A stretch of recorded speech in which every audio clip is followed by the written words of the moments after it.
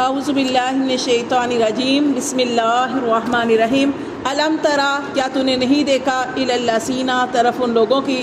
علم ترا کا مطلب ہم یہ جیسے پیچھے بھی پڑھ چکے ہیں، علم ترا جیسے حیرت کے لیے لفظ آتا ہے، تعجب کے لیے، کیا تو نے نہیں دیکھا ایسے لوگوں کو، یزعمون جو دعویٰ کرتے ہیں، انہم کہ بے شک وہ آمنو کہ وہ ایمان والے ہیں، یعنی ایسے لوگ ہیں، تعجب ایسے لوگوں پر کہ وہ دعویٰ کر رہے ہیں کس چیز کا، کہ ہم ایمان والے ہیں، بما اس پر ایمان لائے، اس پر انزلا جو نازل کیا گیا، الیکا آپ صلی اللہ علیہ وسلم کی طرف، کیا قرآن مجید۔ وہ دعویٰ کرتے ہیں کہ وہ ایمان لائے اس پر جو آپ کی طرف نازل کیا گیا، وما انزلا اور جو نازل کیا گیا من قبلک آپ سے پہلے۔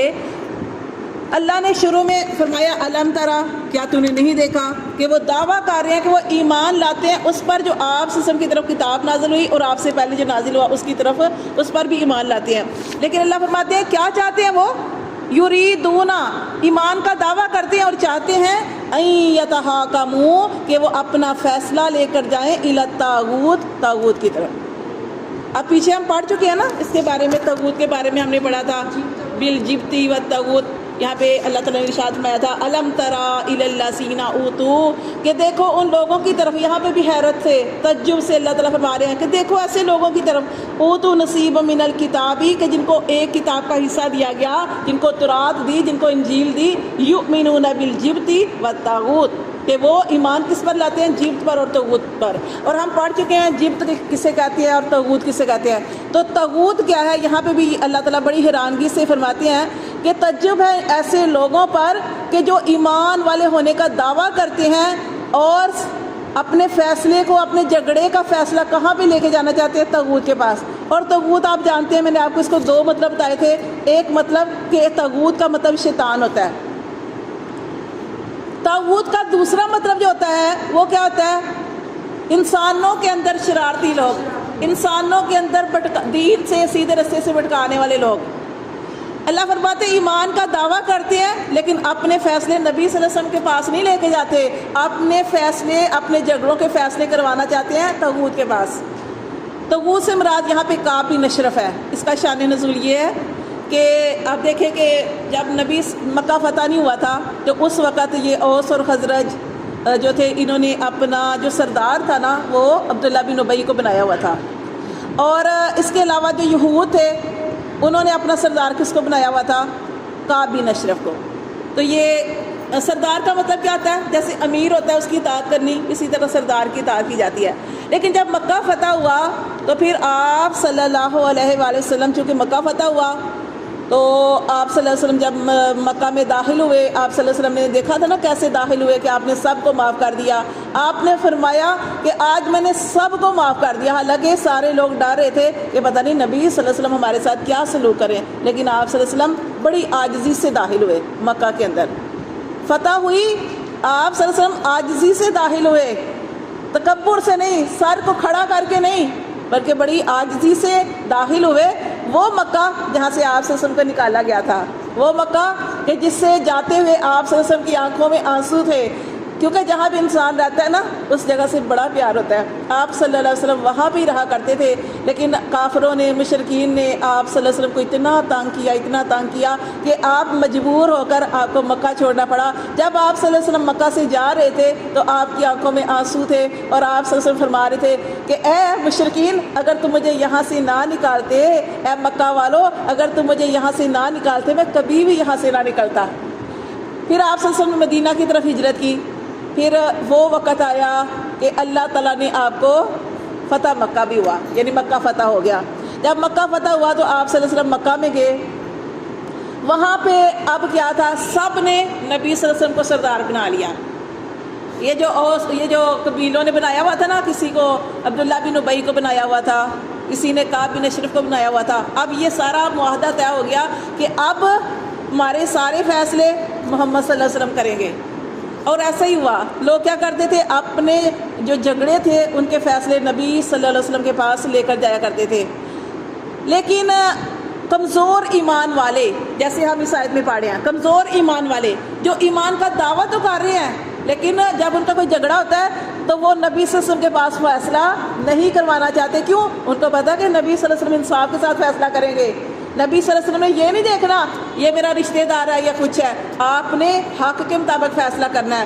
لیکن جو کمزور ایمان والے ہیں وہ چاہتے ہیں کہ اپنا فیصلہ کس سے کروائیں؟ طاغوت سے. طاغوت سے مراد کعب بن اشرف. کعب بن اشرف رشوت لیتا، کعب بن اشرف حق کے خلاف فیصلے کرتا، وہ خود بھی حق سے دور تھا تو اس نے حق کے خلاف ہی فیصلے کرنے تھے نا. تو یہاں پہ یہ بتایا گیا ہے کہ وہ کمزور ایمان والے کیا چاہتے ہیں کہ تعجب اللہ کرے ان کے ایمان پر. کیسے ایمان والے ہو کہ تم ایمان کا دعویٰ کرتے ہو اور فیصلہ کروانا چاہتے ہو طاغوت سے. وقت اور تحقیق امیرو، تمہیں تو حکم دیا گیا ہے ان یکفروا بھی، کہ تم اس کا انکار کرو. تمہیں تو حکم دیا گیا کہ تم طاغوت کا انکار کرو. تو یہاں پہ ایک اور واقعہ بھی بتایا جاتا ہے کہ ایک تھا بشر نامی منافق. بشر نامی منافق، اس کا اور ایک یہودی کا جھگڑا ہوا. جب ان دونوں کا جھگڑا ہوا تو یہودی کہنے لگا کہ اپنا فیصلہ کس سے کروائیں گے؟ محمد صلی اللہ علیہ وسلم سے کروائیں گے، اپنے نبی سے کروائیں گے. تو جو منافق تھا، جو ایمان کا دعویٰ کرتا تھا، اسے پتا تھا کہ نبی صلی اللہ علیہ وسلم کے پاس گئے تو نبی صلی اللہ علیہ وسلم کے حق پہ فیصلہ کرنا ہے تو میرے خلاف فیصلہ ہو جائے گا. اس نے کہا نہیں کعب بن اشرف کے پاس جاتے ہیں. اس آدمی نے کہا، یہودی نے کہا نہیں، اس کا فیصلہ نبی صلی اللہ علیہ وسلم سے کروائیں گے. بہرحال مجبوری میں اسے جانا پڑا. اب جب نبی صلی اللہ علیہ وسلم نے فیصلہ کیا تو فیصلہ چونکہ وہ غلط تھا تو بشر نامی منافق کے خلاف ہو گیا فیصلہ اور یہودی کے حق میں ہو گیا. اب نبی صلی اللہ علیہ وسلم کا فیصلہ تھا، اس کو تسلیم کرنا چاہیے تھا. لیکن کیا ہوا کہ اس آدمی کو سکون نہیں تھا. وہ کہتا ہے کعب بن اشرف کے پاس چلیں، اس کی یہی رٹ تھی. پھر اس یہودی نے اس سے کہا کہ نہیں، میں تو نہیں، میرا فیصلہ نبی صلی اللہ علیہ وسلم نے کر دیا. لیکن اس نے کہا چلو پھر حضرت عمر کے پاس چلے جاتے ہیں. اچھا، اب وہ حضرت عمر فاروق رضی اللہ تعالیٰ عنہ کے پاس فیصلہ لے کے وہ جھگڑا لے کر گئے. اور اچھا جب وہ وہاں پہ گئے تو اس یہودی نے کہا حضرت عمر فاروق سے کہ ہم میرے اس جھگڑے کا فیصلہ محمد صلی اللہ علیہ وسلم کر چکے ہیں. پھر انہوں نے اپنا وہ سارا جو تھا جھگڑا وہ سنایا تو حضرت عمر فاروق نے کہا کہ اچھا تمہارا فیصلہ میں کرتا ہوں. پھر حضرت عمر فاروق اندر گئے، اندر سے تلوار لائے، اس آدمی کا سر قلم کر دیا، اس کا سر کاٹ دیا. کیوں؟ حضرت عمر فاروق نے فرمایا کہ میرا کیا حق بنتا ہے جس کا فیصلہ محمد صلی اللہ علیہ وسلم کر لے؟ عمر کی کیا جرأت ہے کہ اس کے خلاف فیصلہ کرے؟ انہوں نے ان کا سر کاٹ دیا. تو یہاں پہ منافقوں کی بھی بات ہوئی جا رہی ہے کہ دیکھو کیسے تم ایمان کہ نبی کی محفل میں بیٹھتے ہو، ایمان والا ہونے کا دعویٰ کرتے ہو، ایمان والے ہونے کا دعویٰ کرتے ہو اور فیصلے نبی صلی اللہ علیہ وسلم کے یعنی کہ نہیں کروانا چاہتے اور طاغوت کے پاس ان کے فیصلے میں خوش ہوتے ہو. تو یہاں پہ یہ بتایا گیا ہے کہ کیسے ایمان والے ہو تم، تمہارے ایمان پر تعجب ہے. تو اللہ تعالیٰ فرماتے ہیں کہ اللہ تعالیٰ نے تو منع کیا ہے کہ طاغوت جو ہے اس کا انکار کرو، لیکن وہ یرید الشیطان، اور شیطان کیا چاہتا ہے؟ ان یضلہم، کہ وہ تمہیں گمراہ کرے، ضلالا بعیدا، دور کی گمراہی میں تمہیں لے جائے. وَإِذَا قِيلَ، اور جب کہا جاتا ہے لہم ان کے لیے، تعالوا تم آؤ، اِلیٰ طرف ما انزل اللہ، جو اللہ نے نازل کیا، وَإِلیٰ الرَّسُولِ، اور جو رسول نے نازل کیا اس کی طرف آؤ. رَأَیْتَ الْمُنَافِقِینَ، تو منافق جو ہے وہ دیکھتے ہیں، یسدون، اور وہ رکتے ہیں، ان کا سدودا، آپ سے رکنا. ٹھیک ہے، جب ان سے کہا جاتا ہے کہ جو اللہ نے نازل کیا اس کی طرف آؤ، اللہ کے رسول کی طرف آؤ، تو منافقوں کو یہ بات بڑی بھاری لگتی ہے. کیوں؟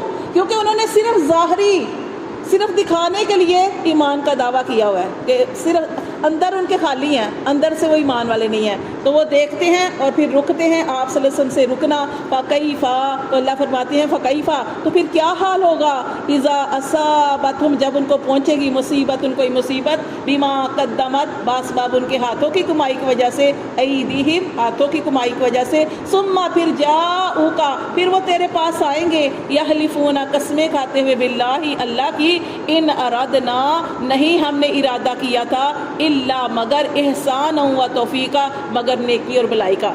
اب اللہ تعالیٰ یہاں بھی اس آیت میں یہ فرما رہے ہیں کہ دیکھیں اللہ تعالیٰ نے اپنے نبی محمد صلی اللہ علیہ وسلم کو بذریعہ وحی بتا دیا تھا فلاں بھی منافق، فلاں بھی منافق.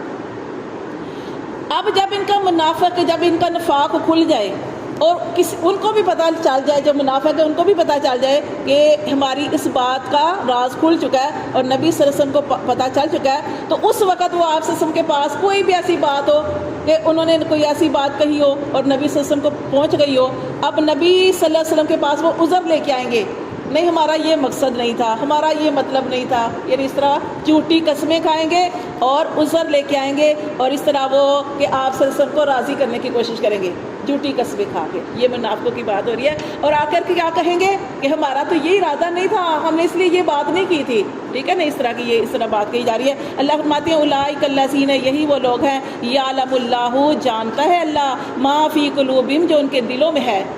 فَأَعْرِضْ، تو آپ ان سے اراض کریں، عنہم، ان سے، وَعِظْهُمْ، اور انہیں نصیحت کریں، وَقُلْ لَهُمْ، اور کہیں ان کے لیے، فِي أَنفُسِهِمْ، جو ان کے دلوں میں ہے، قَوْلًا بَلِيغًا، ان کے لیے بلیغا کا مطلب ہوتا ہے ایسی بات کریں جو ان کے دل پہ اثر کرنے والی ہو. وہ کہتے ہیں نا فصاحت و بلاغت، ایسی نرمی کے ساتھ بات کریں. دیکھیں یہاں پہ منافقوں کی بات ہو رہی ہے. سوچیں کوئی منافق ہے، منافق کیا ہوتا ہے؟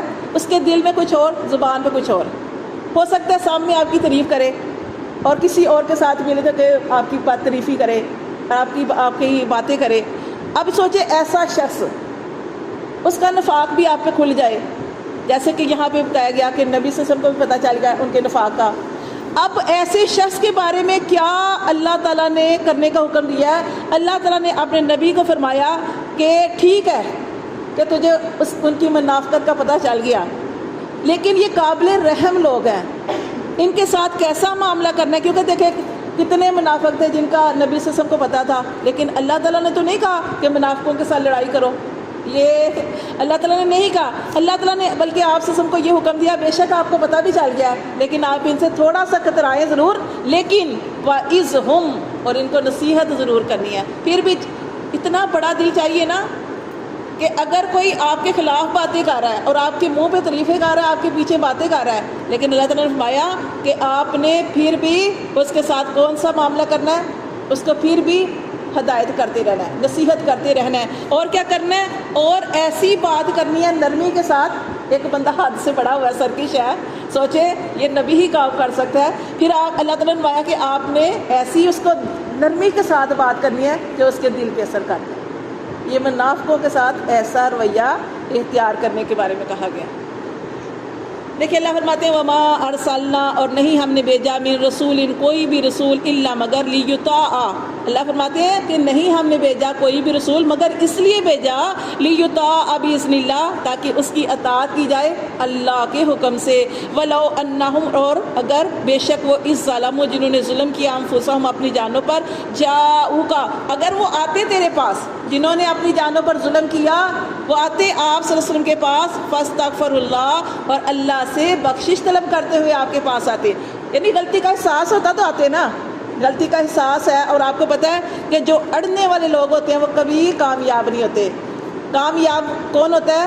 جو اپنی غلطی پر اللہ سے معافی مانگے. اللہ فرماتے ہیں کہ یہ لوگ جو ہیں جنہوں نے اپنی جانوں پر ظلم کیا تھا وہ آتے آپ کے پاس، فاستغفر اللہ، اور بخشش طلب کرتے اللہ سے، واستغفر لہم الرسول، اور رسول صلی اللہ علیہ وسلم بھی ان کے لیے بخشش کی دعا کرتے.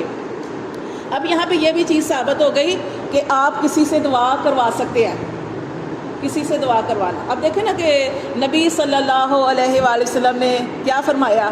آپ نے فرمایا اویس کرنی سے دعا کروانا، اویس کرنی سے دعا کروانا. کیوں؟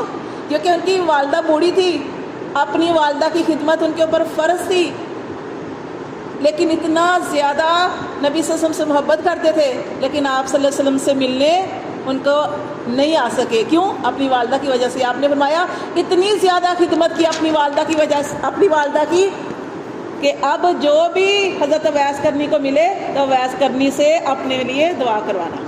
تو یہ دعا کروا سکتے. اسی طرح آپ قرآن کے اندر جو واقعہ پڑھ چکے ہیں حضرت یوسف کے اندر، سورۃ یوسف کے اندر، کہ یوسف علیہ السلام جو تھے ان کے بھائیوں نے کیا کہا تھا حضرت یعقوب علیہ السلام سے کہ آپ ہمارے لیے اللہ سے بخشش کی دعا کرنا. تو یعقوب علیہ السلام نے کیا کہا؟ یعقوب علیہ السلام نے فرمایا ہاں میں اللہ سے تمہارے لیے بخشش کی دعا کروں گا. کب؟ رات کے پچھلے پہر، تہجد کے وقت. اس وقت کی دعا اللہ کو بہت پسند ہے. اس وقت اللہ تبارک و تعالیٰ خصوصی مہربانی فرماتا ہے جب تہجد کا وقت ہوتا ہے. اس لیے جو بھی دعا کرنی چاہیے اللہ سے. کوئی کام نہیں ہو رہا آپ کا، کوئی بھی کسی قسم کی پریشانی ہے، بیماری ہے، کوئی بھی آپ کا بچوں کا مسئلہ ہے، بچے نافرمان ہیں، یا اولاد نہیں ہے، یا رشتے نہیں ہو رہے، کوئی بھی مسئلہ ہے، تو تھوڑی سی محنت اللہ سے کرے نا، پھر جو آخری پہر ہوتا ہے رات کا اس وقت اٹھے اور اللہ سے دعائیں کریں، اس وقت کی دعا اللہ تعالیٰ قبول کرتے ہیں۔ اور دیکھیں کہ دعا جو ہوتی ہے وہ ضرور قبول ہوتی ہے، اسی لیے ہم دوسروں کو بھی کہہ سکتے ہیں کہ ہمارے لیے دعا کریں، دعا کروانا بھی یہاں پہ جو ہے نا وہ ہے۔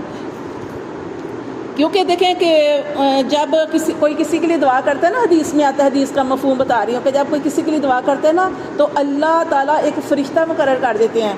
کس کے لیے؟ جو شخص دعا کر رہا ہوتا ہے ایک فرشتہ اس کے ساتھ مقرر کر دیا جاتا ہے۔ جب وہ بندہ دوسرے کے لیے دعا کرتا ہے نا تو پھر پتہ کیا ہوتا ہے؟ وہ فرشتہ کہتا ہے، وہ فرشتہ دعا کرتا ہے، اللہ یہ جو بندہ دوسرے کے لیے دعائیں کر رہا ہے اللہ اس کو پہلے دے۔ تو اس لیے اپنے دل میں نا بخیلی نہ کیا کریں کہ دعا کرنی ہے نا تو سب کے لیے دعا کیا کریں۔ تو جب آپ دعا کریں گے تو اللہ ایک فرشتہ آپ کے لیے مقرر کر دے گا۔ کیا مقرر کر دے گا اللہ؟ کہ وہ فرشتہ دعا کرے گا، اور فرشتے کی دعا رد نہیں جاتی۔ فرشتہ دعا کرے گا کہ اللہ کہ جو یہ بندہ جو سب کے لیے دعائیں کر رہا ہے اللہ اس کی دعا پہلے قبول فرما۔ تو دیکھیں آگے اللہ تعالیٰ فرماتے ہیں کہ اگر جنہوں نے اپنی جانوں پہ ظلم کیا ہے وہ آپ کے پاس آتے، پہلے اللہ سے معافی مانگتے پھر آپ کے پاس آتے، لَوَجَدُوا اللَّهَ تَوَّابًا رَحِيمًا، تو ضرور یہ پاتے اللہ کو بڑا ہی تواب الرحیم، توبہ قبول کرنے والا اور بڑا ہی رحیم